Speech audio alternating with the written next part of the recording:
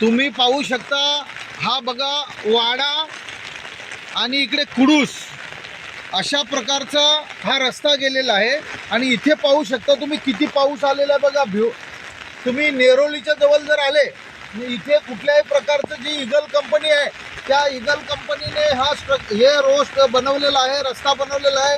त्यांच्या कॉन्ट्रॅक्टरांना किंवा इंजिनियरांना कुठल्याही प्रकारची मला वाटते का अक्कल नाही। हे जे पाणी आहे तुम्ही पाहू शकता, हे पाणी बघा, हे पाणी रस्त्यावर येते। त्याच्यामुळे येणारे जाणारे ज्या रिक्षा असतील, टॅक्सी असतील, गाड्या असतील, मोटरसायकल असतील, ह्यांचा जाण्या येण्यामध्ये खूप मोठा म्हणजे अपघात होऊ शकतो। तुम्ही इथे खरं म्हणजे आता जर विचार केला तर इथे एक मोडी असली पाहिजे। पूर्वी जर तुम्ही विचार केला की इथे खूप मोठी मोडी होती, त्या मोडीमधून पाणी जो आहे तो पाणी पूर्ण बाहेर जात होता।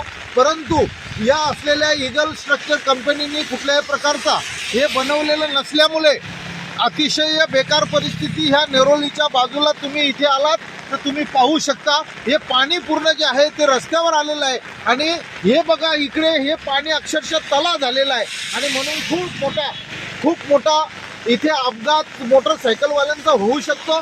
त्यामुळे येणाऱ्या जाणाऱ्या गाड्या असतील किंवा मोटरसायकल वाले जे असतील, त्याच पद्धतीने रिक्षा जातात, मिनी डोर जातात, त्याच्यामध्ये लहान मुलं जे आहेत ते मोठ्या प्रमाणात सिंगरला शाळेमध्ये जातात किंवा आपल्या असलेल्या नेरोलीला जातात, वाड्याला जातात। हे पाण्याचा बंदोबस्त त्वरित असलेले इगल कंपनीच्या ज्यांनी काम घेतलेलं आहे त्या ठेकेदाराने किंवा त्या कंपनीने करावं, अशा या व्हिडिओच्या माध्यमातून बांधकाम खात्याचे जे अधिकारी असतील त्यांनी सुद्धा प्रत्यक्ष येऊन पाहणी करावी आणि हा असलेली जी लोकांची गैरसोय जी होत आहे ती गैरसोय त्यांनी त्वरित बंद करावी।